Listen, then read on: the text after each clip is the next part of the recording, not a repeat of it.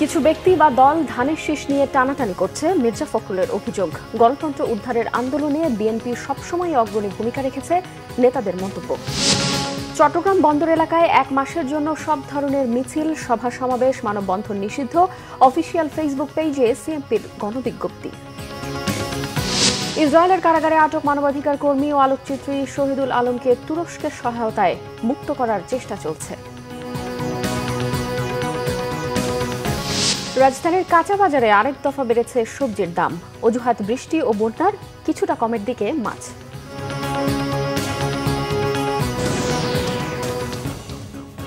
দেখছিলেন crown cement সংবাদ শিরোনাম। এবারে বিস্তারিত। কিছু ব্যক্তি বা দল ধানের শীষ নিয়ে টানাটানি করছে বলে অভিযোগ করেছেন বিএনপির মহাসচিব মির্জা ফখরুল ইসলাম আলমগীর। বলেন, ধানের শীষকে ঠেকিয়ে রাখা যাবে না বলেই এই অপচেষ্টা। 90-এর স্বৈরাচার বিরোধী আন্দোলনে শহীদ জেহাদের স্মরণ সভায় বিএনপি মহাসচিব এসব কথা বলেন। রাজধানীর ইঞ্জিনিয়ারিং ইনস্টিটিউট মিলনায়তনে শহীদ জেহাদ স্মৃতি পরিষদের এই স্মরণে সভার আয়োজন করে। অনুষ্ঠানে বিএনপি মহাসচিব মির্জা ফখরুল ইসলাম আলমগীর বলেছেন, যতই সংস্কার করা হোক না কেন, জাতীয় নির্বাচনের মাধ্যমে নির্বাচিত সরকার গঠন করা না পর্যন্ত দেশে গণতন্ত্র ফিরবে না। কিছু রাজনৈতিক দল হুমকি ধামকি দিচ্ছে অভিযোগ করে মির্জা ফখরুল আরও বলেন, কোনো দলকে মার্কা দিতে নিষেধ করেনি বিএনপি। ধানের শীষকে আটকে রাখা যাবে না বলেও মন্তব্য করেন তিনি।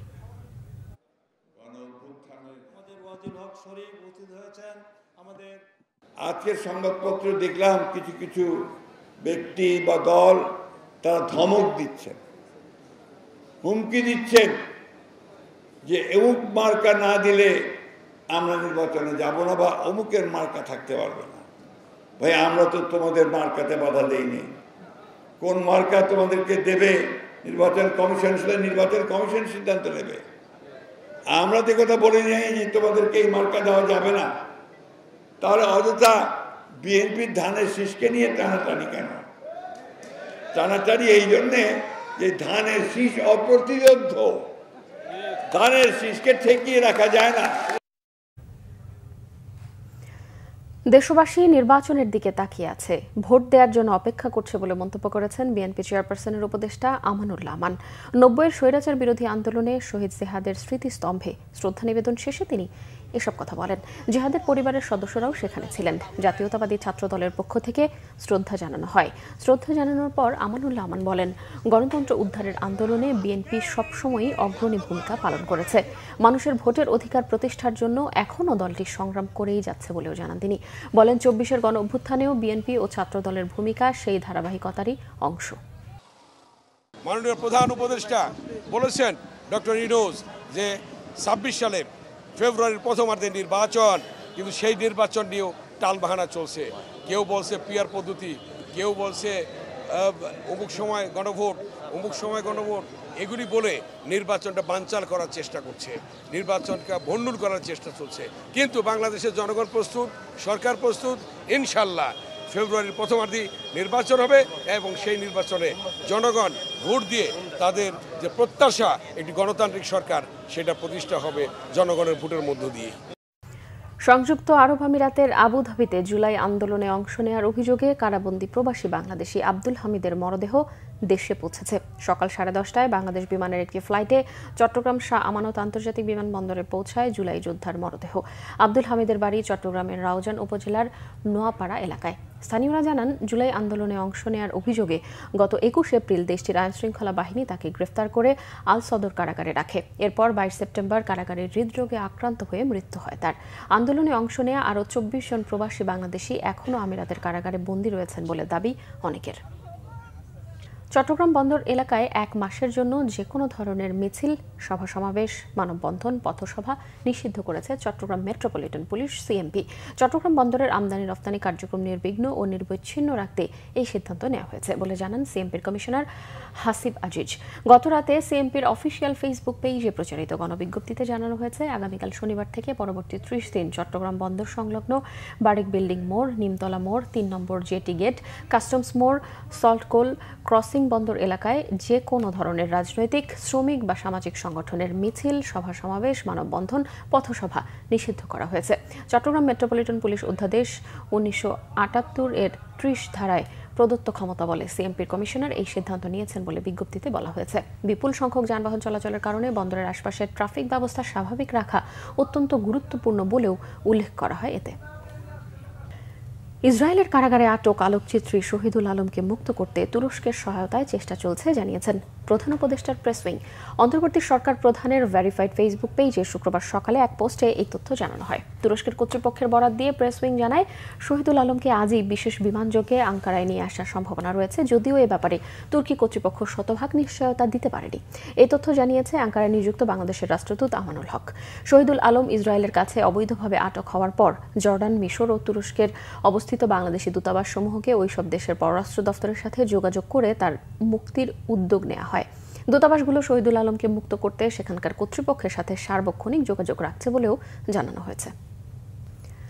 গাজা যুদ্ধবিরতি চুক্তির প্রথম ধাপ কার্যকরের অনুমোদন দিয়েছে ইসরায়েলের মন্ত্রিসভা। যুদ্ধবিরতি চলাকালে গাজায় ইসরায়েলের হামলা সম্পূর্ণ বন্ধের নিশ্চয়তা দিয়ে এই অঞ্চলে প্রায় 200 মার্কিন সেনা মোতায়েনের পরিকল্পনায় এগুচ্ছে ট্রাম্প প্রশাসন। যুক্তরাষ্ট্রের প্রেসিডেন্ট ডোনাল্ড ট্রাম্প প্রস্তাবিত গাজা যুদ্ধবিরতি চুক্তির প্রথম ধাপ বাস্তবায়নের জন্য বৃহস্পতিবার জরুরি বৈঠক করে এতে অনুমোদন দেয় ইসরায়েলের মন্ত্রিসভা।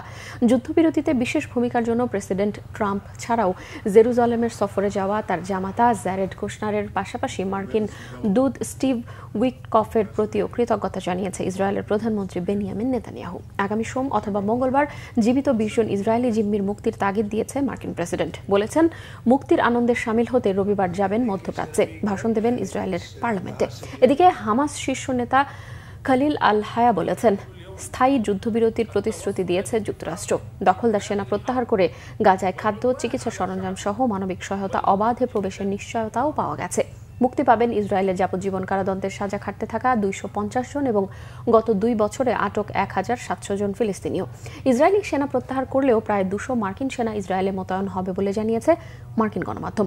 টাস্কফোর্স গঠন করে এই পরিকল্পনা বাস্তবায়নের কাজ করছে ট্রাম্প প্রশাসন। রাজধানীর কাঁচা বাজারে আরেক দফা দাম বেড়েছে সবজির। দু একটি বাদে বেশিরভাগ সবজি কেজিতে 70 টাকা থেকে 80 টাকা। বৃষ্টি ও বন্যার অজুহাতে দিচ্ছেন বিক্রেতারা। তবে সরবরাহ বাড়ায় কমেছে মাছের দাম।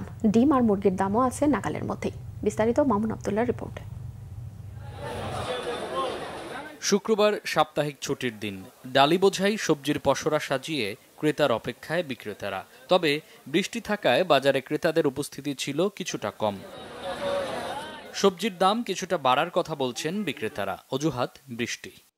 বেগুন 100-120, এরপর দিয়ে দেখা গেছে যে টমেটো, গাজর, এরপর দিয়ে কাঁচামরিচ, এরপর দিয়ে এগুলাই 100 টাকা, আর বাকিগুলা দেওয়া গেছে 60 টাকা, 50 টাকা, 70 টাকা। 80 এবং 70 টাকার নিচে তেমন কোনো সবজি আমি দেখতে পাচ্ছি না।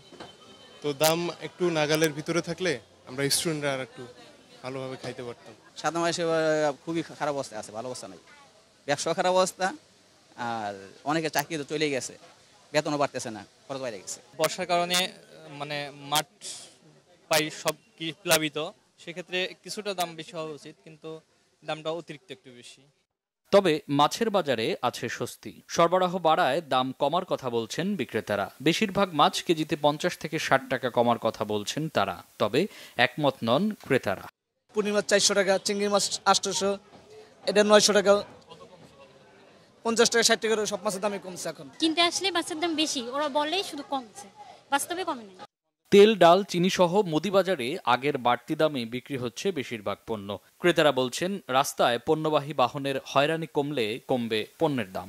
তেল 189 টাকা লিটার, 5 লিটার হচ্ছে আপনার 910 টাকা। আর চাল তাল সবই তো দাম আগের মতোই আছে, কোনোটার দাম বাড়েনি। বাইরে থেকে যে ট্রাকগুলা, কাঁচা বাজার ট্রাকগুলা ঢাকায় ঢুকে প্রতিটা পয়েন্টে পয়েন্টে তারা চাঁদা দিতে হয়। এই কারণে জিনিসগুলো বাজারে আস্তে আস্তে অনেক দাম বেড়ে যায়। এগুলো নিয়ন্ত্রণ করতে হবে আগে প্রশাসনের। গত সপ্তাহের তুলনায় কিছুটা কমেছে মুরগির দাম। ব্রয়লার 10 টাকা কমে 170 এবং সোনালী মুরগি 20 টাকা কমে 300 টাকা কেজিতে পাওয়া যাচ্ছে। মামুন আব্দুল্লাহ, বাংলা ভিশন, ঢাকা। বাজার দরের 3 গুণ দামে মশা নিধনের ঔষধ কেনার অভিযোগ উঠেছে খুলনা সিটি কর্পোরেশনের সংশ্লিষ্ট কর্মকর্তাদের বিরুদ্ধে। চলছে অনিয়ম ধামাচাপা দেওয়ার চেষ্টাও।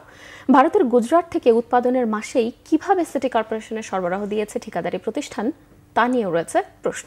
খুলনা থেকে আতিয়ার প্রফেসর রিপোর্ট। মশা মারার জন্য 25 কোটি টাকার কীটনাশক পৌনে 1 কোটি টাকায় কেনার অভিযোগ উঠেছে খুলনা সিটি কর্পোরেশনের সংশ্লিষ্ট কর্মকর্তাদের বিরুদ্ধে। মশা ও এর লার্ভা নিধনের জন্য খোলা বাজারের চেয়ে বেশি দামে 2 ধরনের কীটনাশক কিনেছে খুলনা সিটি কর্পোরেশন।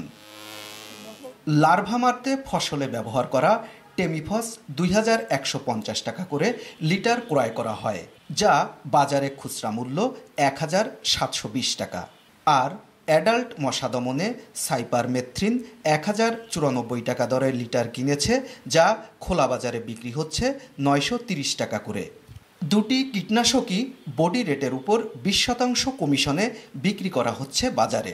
লার্ভি যে মশাদের ডিমগুলো আছে সেগুলো আর কি আমরা সেখানে দেখে দেখে এটা স্প্রে করে দিই এবং বিভিন্ন বাড়ি বাড়ি গিয়ে যে দেখেন যে বাড়ি বাড়ি পানি জমা আছে অথবা গাছ গাছলা আছে সে বাড়ি বাড়ি গিয়ে আমরা জিজ্ঞেস করি যে দিব কিনা, যদি দিতে বলে তাহলে আমরা সে বাড়ি দিয়ে দিই। আমাদের ওই যে একটা নির্দিষ্ট হিসাবে দেয়, নির্দিষ্ট হিসাবে 2 লিটার দেয়, 2 লিটার মেডিসিন দিলে আমরা 5টা 7টা মঞ্জিল মারা হয় এবং এলাকাও। কেসিসির দুর্নীতিবাজ কর্মকর্তা ও ঠিকাদারি প্রতিষ্ঠানগুলো নানাভাবেই তাদের অনিয়ম ধামাচাপা দেওয়ার চেষ্টা করছে বলে অভিযোগ নগরবাসীর। সিটি কর্পোরেশন আসলে যে মেডিসিনগুলো মারে এগুলো একদম অকার্যকর, মানে কেরোসিন। এতে মশা তো মরে না, মশা আরও বৃদ্ধি করছে। এতে আমরা অতিষ্ঠ, আমরা নগরবাসী অতিষ্ঠ। বাচ্চার অবস্থা কামড়াইলে তো ক্ষতি হবেই, তাই এই যে মানে হাসপাতাল তো এমনি ভরে যাচ্ছে, তাই কি করবেন, কিছু করণীয় নেই। বাংলাদেশের লোক তো এমনি ওই ওষুধের জায়গায় দেয় মোবিল, পুরা মোবিলগুলো দেয়, ড্রেনিংকে দেওয়া যায় যে ওষুধ দিচ্ছে। দুর্নীতি হচ্ছে এমন অভিযোগ অস্বীকার করেছেন সিটি কর্পোরেশনের কর্মকর্তা। ফিল্ড টেস্ট 2টা হয়, একটা হচ্ছে হলো নিয়ন্ত্রিত ফিল্ড টেস্ট, যেটা হচ্ছে হলো আমরা হয়তো একটা বদ্ধ জায়গায় আমরা এই পরীক্ষাটা করি, সেখানে যদি মশা মারা যায় তাহলে সেক্ষেত্রে আমরা অ্যাপ্রুভ করি। আরেকটা হচ্ছে হলো আমাদের ল্যাবরেটরি টেস্ট।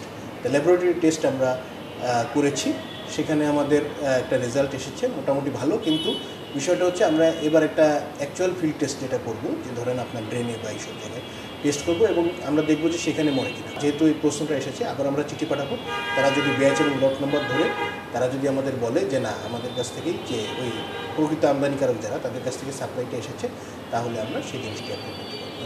মশা দমনে 2টি কীটনাশকের সাথে আরও 2.25 কোটি টাকার পেট্রোল পোড়াতে হয় বলেও জানান তিনি। আতিয়ার পারভেজ, বাংলা ভিশন, খুলনা। আবারও শক্তিশালী ভূমিকম্প আঘাত হেনেছে ফিলিপাইনে। এবারের মাত্রা রিক্টার স্কেলে 7.4। ফিলিপাইন ও ইন্দোনেশিয়ার সমুদ্র উপকূলীয় অঞ্চলে সুনামির সতর্কতা জারির ঘণ্টাখানেক পর প্রত্যাহার করা হয়েছে। সুপার টাইফুন রাগাসার পরপরই ভূমিকম্পের ক্ষতি সামলে না উঠতেই এবার আরও শক্তিশালী ভূমিকম্প আঘাত হানল ফিলিপাইনে। স্থানীয় সময় শুক্রবার সকালে ফিলিপাইনের দক্ষিণ উপকূলীয় অঞ্চল মিন্দানাওয়ে আঘাত হানা এই ভূমিকম্প গত 1 দশকের মধ্যে সবচেয়ে শক্তিশালী। মার্কিন ভূতাত্ত্বিক জরিপ ইউএসজিএস জানিয়েছে রিক্টার স্কেলে এবারের ভূমিকম্পের তীব্রতা ছিল 7.4। কেন্দ্রস্থল ছিল ভূপৃষ্ঠ থেকে 6 মাইল গভীরে। ভূমিকম্পের তীব্রতায় মিন্দানাওয়ের প্রধান শহর দাভাওয়ে আতঙ্ক ছড়িয়ে পড়ে। শপিং মল, হাসপাতাল আর আবাসিক ভবন থেকেও দ্রুত বাইরে এসে খোলা জায়গায় আশ্রয় নেয় হাজারো মানুষ। দাভাও শহরের একাধিক ভবন ক্ষতিগ্রস্ত হওয়ার খবর পাওয়া গেছে। জনগণকে আতঙ্কগ্রস্ত না হয়ে ফাটল দেখা যায় এমন ভবনগুলো থেকে নিরাপদ দূরত্বে থাকতে বলেছে স্থানীয় প্রশাসন। গত সপ্তাহে চেবু প্রদেশের উপকূলীয় শহর বোগো মারাত্মকভাবে ক্ষতিগ্রস্ত হয়। 7 মাত্রার ওই ভূমিকম্পে প্রাণহানি হয় অন্তত 74 জনের, আহত হয় 5 শতাধিক মানুষ। এর আগে টাইফুন রাগাসায় মৃত্যু হয় অন্তত 11 জনের। বাসাবাড়ি ছাড়তে হয় হাজারো উপকূলবাসীকে। সংবাদ শেষ করব ক্রাউন সিমেন্ট শিরোনামগুলো আরও একবার জানিয়ে। কিছু ব্যক্তি বা দল ধানের শীষ নিয়ে টানাটানি করছে মির্জা ফখরুলের অভিযোগ। গণতন্ত্র উদ্ধারের আন্দোলনে বিএনপি সবসময় অগ্রণী ভূমিকা রেখেছে নেতাদের মন্তব্য। চট্টগ্রাম বন্দর এলাকায় 1 মাসের জন্য সব ধরনের মিছিল, সভা সমাবেশ, মানববন্ধন নিষিদ্ধ। অফিসিয়াল ফেসবুক পেজে সিএমপির গণবিজ্ঞপ্তি। ইসরায়েলের কারাগারে আটক মানবাধিকার কর্মী ও আলোকচিত্রী শহীদুল আলমকে তুরস্কের সহায়তায় মুক্ত করার চেষ্টা চলছে। রাজধানীর কাঁচা বাজারে আরেক দফা বেড়েছে সবজির দাম। অজুহাত বৃষ্টি ও বন্যার, কিছুটা কমের দিকে মাছের দর।